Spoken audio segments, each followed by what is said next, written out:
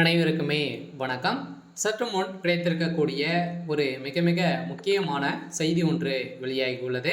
சற்று முன் ஸ்டாலின் மொத்த அதிகாரம் பறிப்பு, இது மாதிரி செய்திகள் வெளியாயிருக்கு.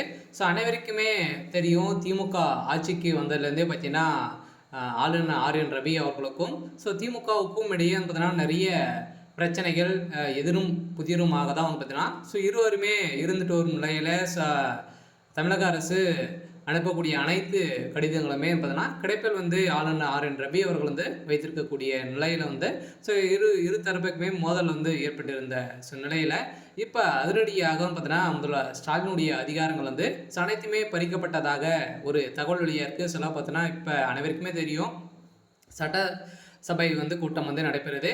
இன்று பார்த்தீங்கன்னா அதிரடியாக லாஸ்ட் நாளாக பார்த்தீங்கன்னா இன்று முடிவடையக்கூடிய நிலையில் அதிரடியாக கரூர் நடந்த சம்பவத்தின் அடிப்படையில் சதுரடியாக முதல்வர் ஸ்டாலின் அவர்களுக்கும் திமுகவுக்கு தான் இது தொடர்பு இருக்குது அப்படின்ற மாதிரி சிபிஐ விசாரணையில் தெரிய வந்திருக்கக்கூடிய நிலையில் தான் இப்போ அதிரடியாக முதல்வர் ஸ்டாலினுடைய அதிகாரங்கள் பறிக்கப்பட்டதாக ஒரு தகவல் வழியாக இருக்குது. சொல்ல பார்த்தீங்கன்னா இந்த விஷயம் ஆளுநர் ஆர்.என். ரவி அவர்களுக்கு போக இப்போ அதிரடியாக ஏற்கனவே ஆளுநர் ஆர்.என். ரவி அவர்களுக்கும் முதல்வர் ஸ்டாலின் அவர்களுக்கும் இடையே நிறைய பிரச்சனைகள், திமுகவுடைய ஆட்சியை ஒழிக்க வேண்டும் என்ற ஒரே நோக்கோடு தான் ஆளுநர் ஆர்.என். ரவி அவர்களுடைய பதவிக்காலம் முடிந்து கூட இப்போ பதவியில் மத்திய அமைச்சகம் பார்த்தீங்கன்னா அதிரடியாக அவருடைய பதவி நீடித்து வைத்திருக்கக்கூடிய நிலையில் இதற்காக தான் இப்போ வருகின்ற சட்டமன்ற தேர்தல் வரப்போகுது. அந்த தேர்தலுக்காக பார்த்தீங்கன்னா அனைவருமே காத்துட்டு இருக்காங்க. திமுக ஒரு மிகப்பெரிய தோல்வி அடையும் அப்படின்ற மாதிரி எதிர்பார்ப்புகள் இருக்கு. இருந்தாலுமே இப்போ அதிரடியாக இந்த கரூர் வழக்கின் மூலமாக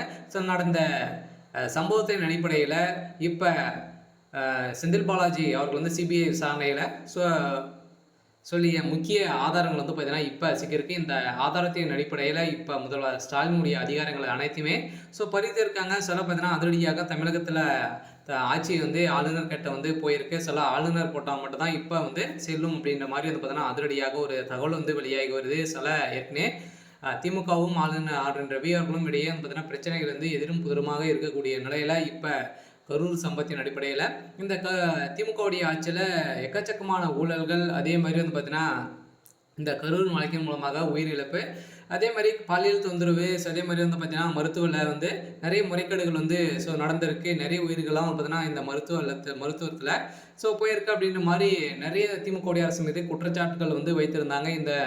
இந்த குற்றச்சாட்டுகளின் அடிப்படையில் இப்போ முதல்வர் ஸ்டாலினுடைய அதிகாரங்களை ஒட்டுமொத்த அதிகாரங்களுமே பார்த்தீங்கன்னா பறிக்கப்படாதாகவும் ஒரு தகவல் வெளியாக இருக்குது. இருந்தாலுமே என்ன நடக்க போகுது அப்படின்றத